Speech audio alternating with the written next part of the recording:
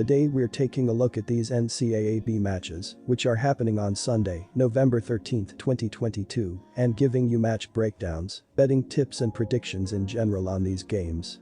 Welcome back to High Stakes, let's get straight into it. Also, don't forget to subscribe and push that notification bell to get notified as soon as we release these sport prediction videos. And if you would like more betting tips and predictions, then check out our Patreon in the link down below.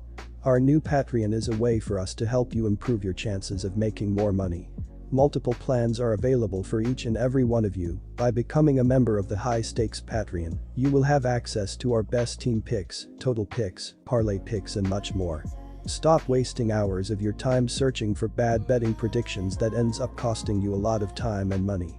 Join the High Stakes Patreon now and get the best betting picks. Oakland vs Oklahoma State. Both teams come in off disappointing home losses in games that they were favored in, meaning that someone is going to climb over .500 on the season here. Mike Boynton's team has to find some offensive support for Thompson and Anderson III, which was a problem that plagued them last season. Oakland was good offensively in their first two games of the year, but their inability to keep opposing teams off the offensive glass could come back to haunt them as the season wears on. Giving up 20 offensive boards to Bowling Green sets a bad precedent. You have to give Oklahoma State the upper hand here as they seek to avenge the loss from last season. The Cowboys find a way to come up with a road victory and improve to 2-1.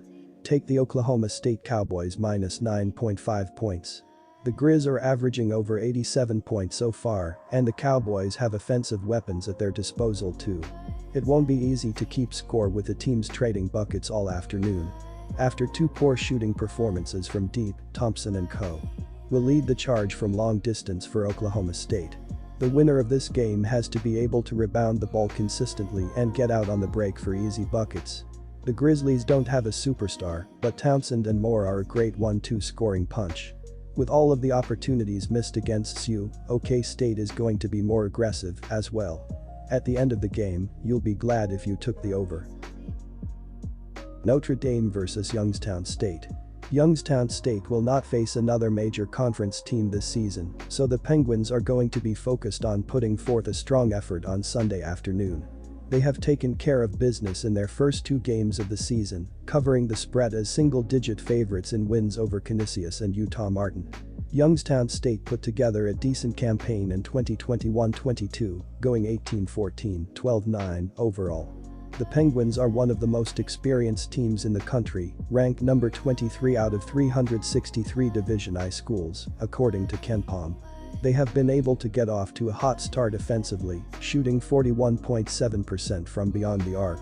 Notre Dame was able to get off to a 1-0 start to the season, but it has many things it can improve upon heading into Sunday's game.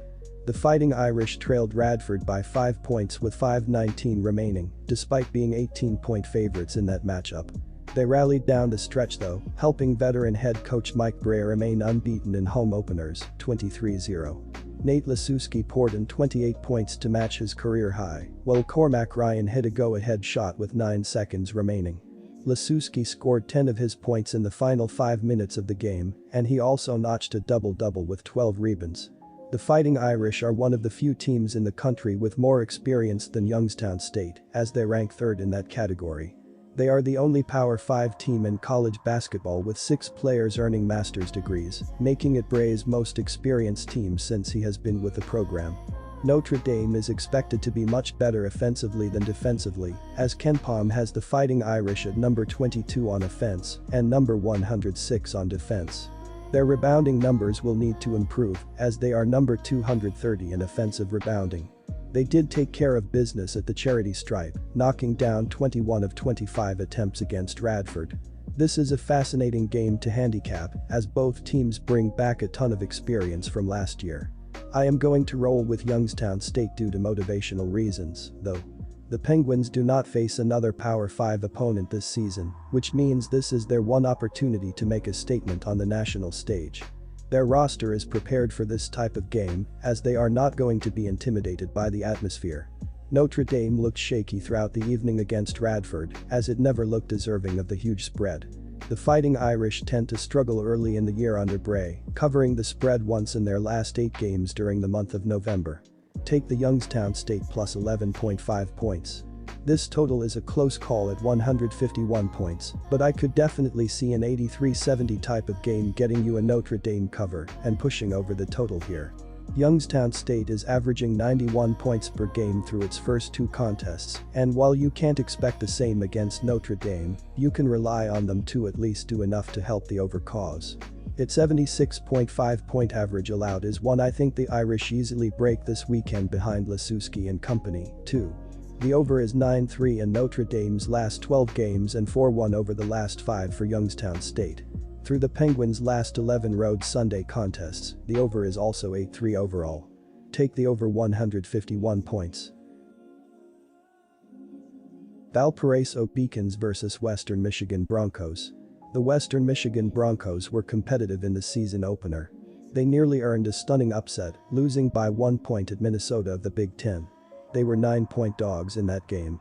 Valparaiso was just clobbered by 15 points against Toledo of the MAC and will be near the bottom of their MVC this year in more of a rebuilding season. Furthermore, the Broncos have a player capable of taking over a game in Lamar Norman Jr. He averaged a remarkable 19.8 ppg last year and scored 15 points at Minnesota. The Beacons struggled defensively last season and were exploited in the defensive end against Toledo in the opener, allowing the Rockets to shoot 40% from beyond the arc. Take the Western Michigan Broncos plus 4.5 points. The Broncos are a team in transition after hiring new coach Dwayne Stevens. Stevens has talked about how he wants to run, and his biggest focus is on defense and rebounding right now. Western Michigan returns 5 players who were substantive contributors last year: Marquise Hastings, B. Artis White, Titus Wright, Gus Etchinson, and Owen Lobsinger. 2 senior transfers, Trey Maddox Jr. and Tafari Sims, joined this core group. The Broncos are off a disappointing 2021-2022 season that saw them go 8-23. Valparaiso is coming off a disappointing 14-18 season, but the Beacons are returning a lot of key contributors from last year, and if those players can show improvement, the program could see a turnaround. Valparaiso returns will have 9 returning players and 6 new faces this season, including 2 transfers. The team will return its 2 best scorers from last year, Kobe King and Ben Krikke.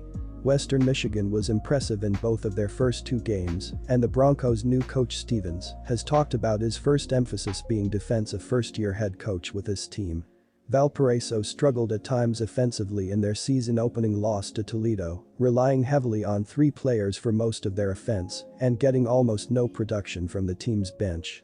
The Beacons were just 14-18 last year, and the team was not impressive in the season opener. The Broncos seem to have bought into Stevens' coaching style that emphasizes defense. Western Michigan has been impressive in both of their first 2 games so far this season. Take the under total.